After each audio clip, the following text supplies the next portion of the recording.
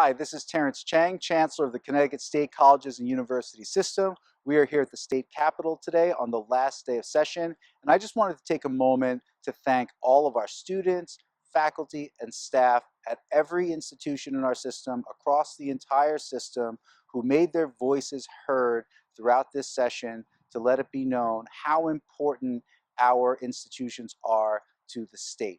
Because of you, we have been able to gain more funding this session from the legislature that will continue to support the most high quality, accessible, affordable education for the residents of Connecticut. Because you let it be known that the teachers, the nurses, the manufacturers, and the professionals across Connecticut come from CSCU institutions, and we are so proud of that.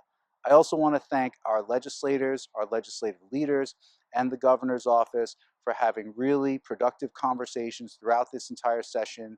They as well have recognized the impact that CSCU makes across the state when it comes to great neighborhoods, great communities, and a strong workforce. So I know that together in the coming year and beyond, we will continue to strengthen these partnerships, we will continue to sharpen our communication, and we will continue to make the strongest impact we can for the great state of Connecticut. Thank you so much.